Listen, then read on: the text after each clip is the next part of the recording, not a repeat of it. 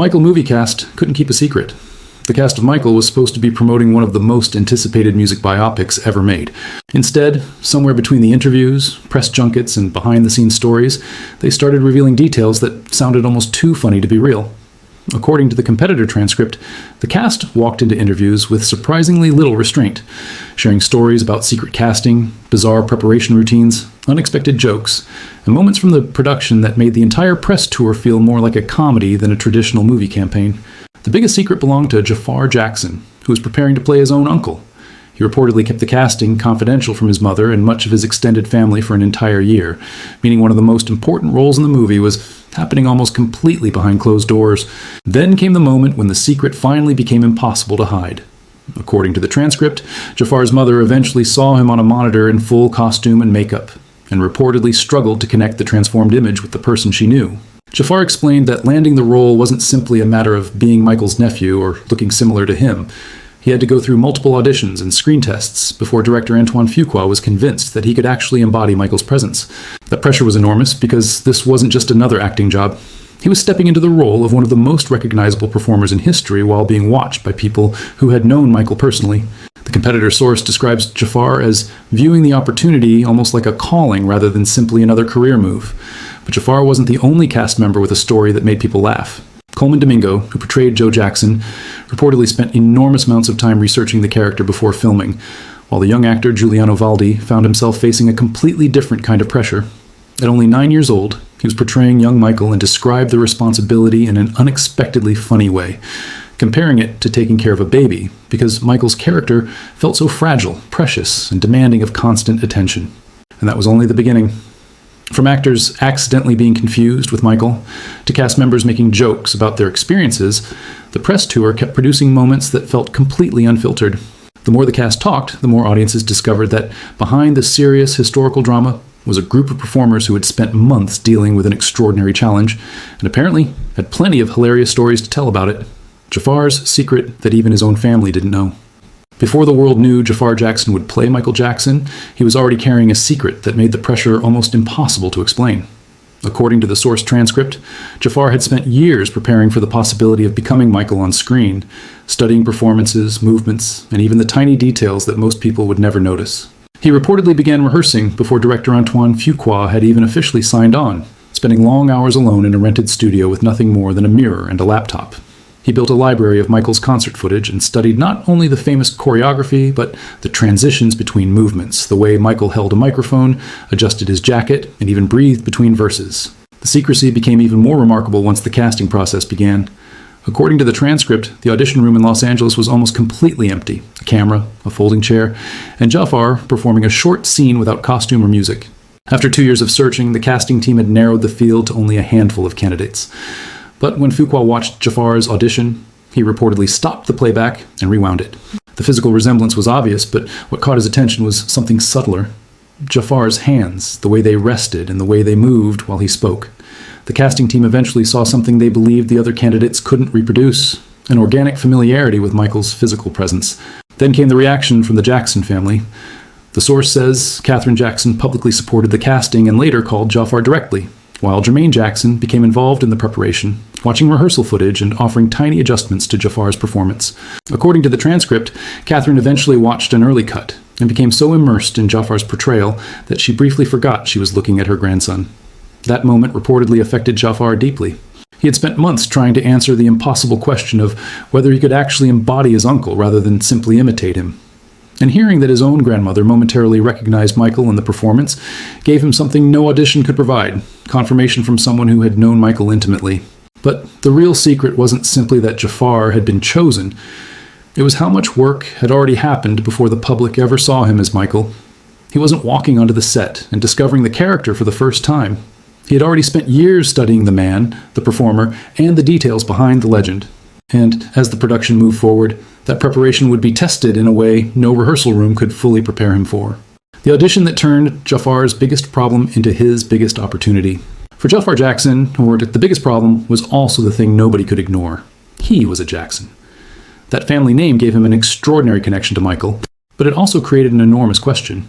Could he actually carry a major film? Or would audiences simply see him as Michael's nephew trying to imitate his uncle? According to the source transcript, the production had already spent nearly 2 years searching globally for the right actor, narrowing the field to only a handful of candidates. Jaafar entered an audition room in Los Angeles with almost nothing to hide behind. A camera, a folding chair, and a short monologue. No costume, no elaborate makeup, no music. Just Jaafar and his performance.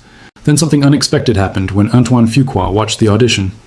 The physical resemblance was immediately noticeable, but according to the transcript, Fuqua wasn't satisfied with simply finding someone who looked like Michael.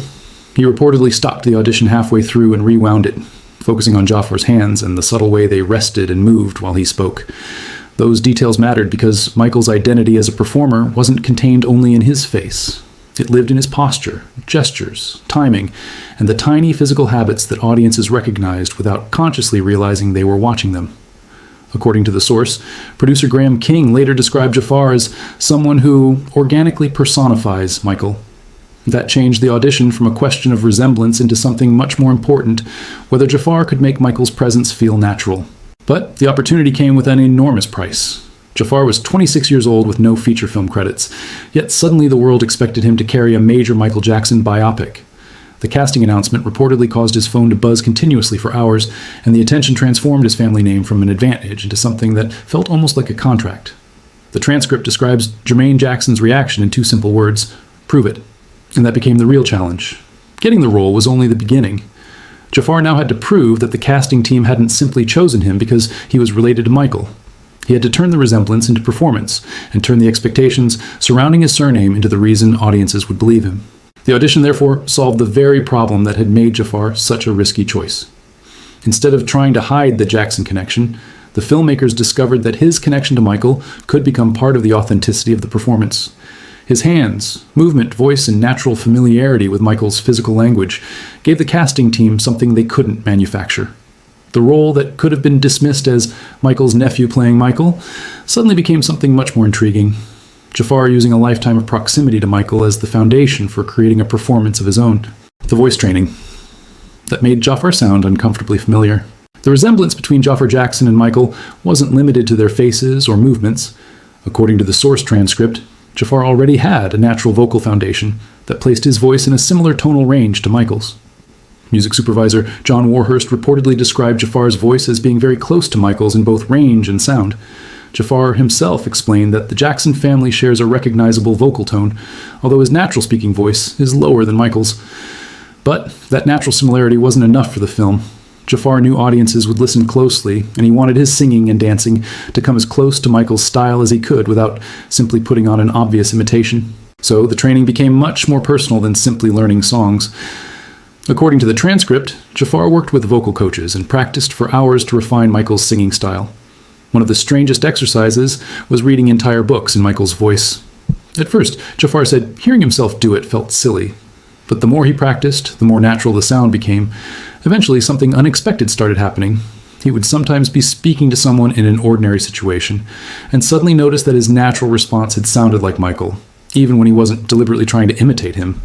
That was exactly the point Jaafar wanted to reach. He didn't want to think about putting on Michael's voice every time he performed. He wanted the technique to become instinctive. The final result depended on much more than simply matching pitch.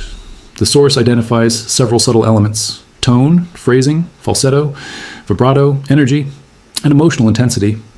Jaafar spent months working on details such as Michael's breathing patterns, vibrato speed, and consonant attacks. During the concert sequences, his live vocals were blended with Michael's original recordings, creating a seamless combination. But the studio recording scenes presented a much bigger test. According to the source, those scenes could feature Jaafar's voice without Michael's vocal track underneath it, meaning there was no original performance for audiences to unconsciously rely on. Music supervisor John Warhurst reportedly found Jaafar's takes strong enough to stand on their own, and that is where the preparation became almost unsettling. Audiences weren't simply hearing a Jackson family resemblance. They were hearing a performer who had deliberately trained himself to reproduce the feel of Michael's vocal delivery. The goal wasn't to create a technological illusion or digitally resurrect Michael's voice. It was to make Jaafar's own performance precise enough that the distinction could become difficult to notice. What sounded almost impossible from the outside was actually the result of countless hours of deliberate practice. The 2-year transformation that changed Jaafar's voice forever. The transformation didn't happen overnight. According to the source transcript, Jaafar began preparing for the role before Antoine Fuqua had even officially signed on, spending roughly 2 years working almost entirely on his own. He would spend hours inside a rented studio with a mirror and laptop, repeatedly studying Michael's performances and building an enormous library of concert footage. But he wasn't only memorizing choreography. He studied the transitions between movements, the way Michael held a microphone, adjusted his jacket, and even breathed between verses. The objective was to understand the tiny details that made Michael's performances feel natural, rather than simply copying the famous moves audiences already knew. The voice work became even more intense. According to the transcript, Jaafar isolated Michael's speaking voice from interviews and repeatedly practiced individual phrases before moving on to newspapers, poetry, and eventually script pages. For singing, he compared a cappella recordings against Michael's originals and worked on details such as vibrato width and attack speed. He even placed written affirmations around his rehearsal space and repeated them using Michael's cadence until the sound began to feel natural. The process was so demanding that some mornings, Jaafar reportedly could barely speak above a whisper. He would rest his voice, recover, and then return to the work. And then came the moment when all those private exercises had to survive without the protection of a backing track. According to the source, when Jaafar eventually recorded the studio scenes without Michael's vocals underneath him, a sound engineer reportedly wondered whether Michael's original files had accidentally been mixed into the recording. That moment represented the real goal of the transformation. Jaafar wasn't trying to make his voice identical through technology. He had spent years refining his tone, phrasing, vibrato, breathing, and delivery until the performance could stand convincingly on its own. The remarkable part is that the foundation had always been there. Jaafar's natural voice already occupied a similar tonal space to Michael's, but the training gave that resemblance precision and control. What audiences eventually heard wasn't simply a Jackson family resemblance. It was the result of thousands of repetitions designed to make Michael's vocal language feel instinctive. The 2-year transformation wasn't about erasing Jaafar's identity. It was about building enough technical understanding that when the cameras started rolling, Jaafar could make the audience believe they were hearing Michael without having to think about the imitation himself. The studio recording that made even the sound engineer question his ears.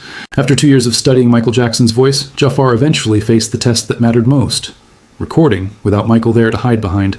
According to the source transcript, Jaafar had already spent countless hours with vocal coaches, reading books in Michael's speaking voice and comparing his own singing against Michael's original performances. But the studio scenes of the biopic created a completely different challenge. There was no need to simply move his lips while an original Michael recording carried the moment. For these scenes, Jaafar's own voice had to stand on its own. The result reportedly caught even the people inside the recording process off guard. According to the transcript, music supervisor John Warhurst confirmed that Jaafar sang solo in the studio scenes, with no Michael vocal and no backing track underneath him.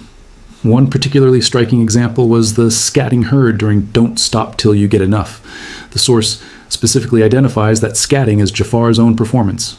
Warhurst reportedly described the recorded material as essentially functioning like dialogue for the film, yet audiences found the result difficult to distinguish from Michael's voice. That was significant because the similarity wasn't coming from one trick. Jaafar already possessed a naturally similar tone and register, but the preparation had refined it. He had worked on phrasing, falsetto, vibrato, breathing, attack, and emotional intensity, deliberately trying to make Michael's vocal language feel natural rather than forced. And according to the source, there was even a moment during the recording process when a sound engineer reportedly wondered whether Michael's original files had accidentally been mixed into the session. Jaafar's reaction was reportedly simple. He smiled and said nothing. That quiet reaction may have meant more than any compliment. For Jaafar, the objective had never been to convince people through a technical trick. He wanted to reach the point where Michael's vocal style felt so deeply internalized that he didn't have to consciously manufacture it anymore. The studio recording became proof that the years of repetition had changed the way he approached the voice. The sound engineer wasn't hearing Michael Jackson, but for a moment, the recording apparently made it possible to wonder if he was. The moment Jaafar's voice became almost impossible to separate from Michael's. There was a moment during the making of Michael when the question stopped being, "Can Jaafar sound like Michael?" and became something much stranger. Which voice are we actually hearing? According to the source, Jaafar's natural voice was already remarkably close to Michael's in register and tonal range. Music supervisor John Warhurst confirmed that Jaafar's voice was very close to Michael's in both range and sound. But the resemblance alone wasn't enough. Jaafar had spent hours with vocal coaches, refining the details that made Michael's singing recognizable: his phrasing, falsetto, vibrato, energy, and emotional intensity. The biggest test came during the concert sequences. According to the source, Jaafar sang live on set while his voice was blended with Michael's original recordings. The purpose wasn't to replace Michael or digitally recreate him. It was to give Jaafar's performance the same energy and power as the original artist while allowing the two voices to work together. Warhurst explained that the actors needed to actually learn the songs and perform them with the appropriate intensity. The resulting blend became so seamless that some listeners reportedly couldn't determine whether they were hearing Jaafar or Michael. But the studio scenes created the most convincing evidence. When Michael is shown recording "Don't Stop Till You Get Enough," there was no Michael vocal track underneath Jaafar's performance. The source specifically states that Jaafar performed the scatting and ad-libs himself, with Warhurst describing those parts as dialogue. That meant the audience was hearing Jaafar without the safety net of Michael's original voice. And according to the source, viewers still struggled to distinguish the two. That distinction matters because it changes the story completely. The resemblance wasn't created solely by mixing Jaafar with Michael's recordings. The underlying foundation was already there, and the training refined it until the difference became much harder to hear. The source describes the final sound as a combination of Jaafar's natural ability and 2 years of relentless preparation. And perhaps the strangest part was that Jaafar himself had been trying to reach exactly that point. He said that while practicing Michael's voice, he eventually wanted to stop thinking about putting it on and have the sound emerge naturally. When that happened, the imitation stopped feeling like an imitation. Jaafar wasn't disappearing. He was using his own voice so precisely that, for a few moments, audiences could hear Michael's musical identity inside it. The secret behind the voice, everyone thought, was Michael's. The secret wasn't a computer-generated voice. It wasn't a hidden Michael Jackson vocal track replacing Jaafar's performance. According to the source, the real explanation was much simpler and much more demanding. Jaafar already had the foundation. Before the biopic, he had released music of his own, including Got Me Singing in 2019 and Confused in 2020. Those recordings sounded smoother and more contemporary, but the source notes that his natural voice was already in a register and tonal range similar to Michael's. The role didn't create that similarity from nothing. It gave Jaafar a reason to refine what was already there. Then the training took that natural similarity much further. Jaafar worked with vocal coaches for hours, practicing Michael's speaking voice by reading books aloud and studying the details of his delivery. He also sang live during the concert sequences, where his voice was layered with Michael's original recordings to create the sound of a seamless performance. According to the source, Jaafar deliberately worked on Michael's breath patterns, vibrato speed, and consonant attacks, the tiny technical elements that could make two voices with similar tones sound dramatically different. The result was not simply a copy of Michael's pitch, it was an attempt to reproduce the complete vocal behavior surrounding it. But the real secret becomes clear when the Michael recording disappears. During the studio scenes, the source says there was no Michael vocal and no backing track underneath Jaafar. In the scene depicting the recording of "Don't Stop Till You Get Enough," Jaafar performed the scatting and ad-libs himself. Music supervisor John Warhurst confirmed that those parts were Jaafar's own voice and described them as dialogue for the film. That meant the audience was hearing the actor himself, not Michael's original vocal hidden underneath the scene. And that leads to the most important distinction in the entire story. The voice audiences heard was a combination of Jaafar's natural ability, 2 years of intense preparation, and carefully blended performance techniques. Jaafar even explained that his goal was to reach a point where he wasn't consciously thinking about putting on Michael's voice. He wanted the technique to become automatic.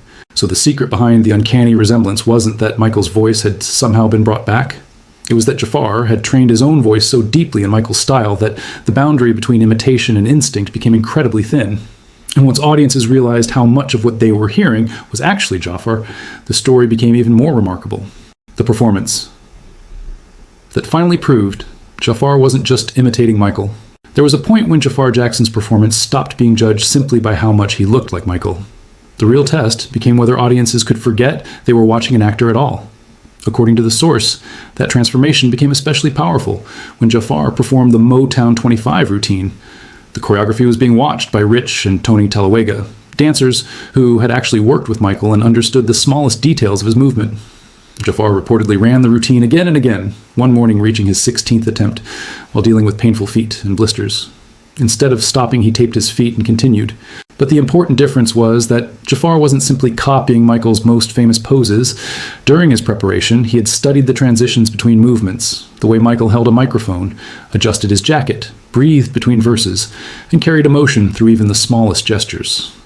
That level of preparation changed the performance from a collection of recognizable Michael Jackson tricks into something more complete. The source describes Jaafar as learning the emotional core behind the scenes rather than merely reproducing the choreography. He wasn't asking, what would Michael do here? He was trying to understand why Michael moved that way in the first place. Then came perhaps the most emotional confirmation of all. According to the source, Jaafar Jackson watched an early rough cut in an editing room. She reportedly sat silently through about 20 minutes before turning toward Jaafar and telling him that, for a moment, she had forgotten she was watching her grandson. For Jaafar, that reaction carried enormous weight. Catherine wasn't a casual viewer discovering a resemblance on a movie screen. She had known Michael intimately.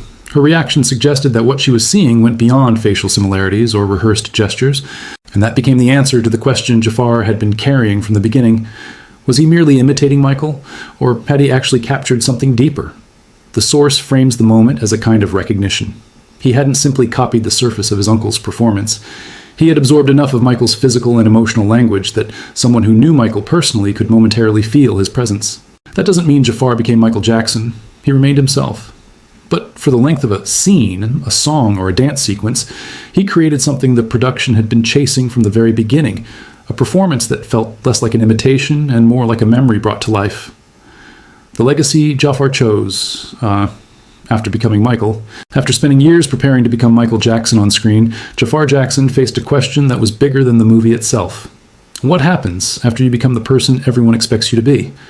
According to the source, Jaafar never treated the role as an opportunity to replace Michael. Instead, he understood that the performance could introduce a new generation to the artist, who had shaped his own family history. The audience reaction reportedly reflected that impact. Young viewers began discovering Michael's music. Older fans shared memories of seeing him perform decades earlier, and families found themselves talking about Michael across generations. The effect extended beyond the movie theater. According to the source transcript, Michael's catalog experienced a major resurgence after the film, while social media filled with comparisons between Jaafar's choreography and Michael's original performances. The conversation also shifted toward the craft behind Michael's success, his studio work, vocal arrangements, choreography, and innovations that changed pop music. For Jaafar, that may have been the most meaningful outcome. The goal wasn't simply to convince people that he could look or sound like his uncle. It was to make people curious enough to go back and discover the original work for themselves. And then the possibility of continuing the story appeared. The source says Lionsgate developed a sequel that would move beyond the early 1980s and potentially explore Michael's later career, including the bad, dangerous, and history eras. Fuqua and producer Graham King reportedly expressed interest in exploring Michael's later tours, creative evolution, and collaborations with younger producers. But Jaafar did not immediately commit. According to the source, his involvement remained informal, and he wanted to see the complete script before deciding. The studio pushed toward a 2028 target, while Jaafar wanted more time after the enormous commitment of the first film. That hesitation actually reveals something important about the legacy Jaafar chose. He wasn't simply chasing the next opportunity to play Michael again. After spending years studying his uncle's life, music, movements, and voice, he understood the responsibility that came with carrying the role forward. The source ultimately describes Jaafar as a living bridge between Michael's generation and a new one. And perhaps that's the real legacy of this entire journey. Jaafar didn't become Michael Jackson. He became the person who could help people remember him. Through the movie, the music, the performances, and the stories surrounding them, a new generation was given a reason to look back at Michael's work. The role began with imitation, transformed through discipline, and ended with something much more meaningful, a connection between an extraordinary past and an audience that wasn't even alive when Michael was at his peak.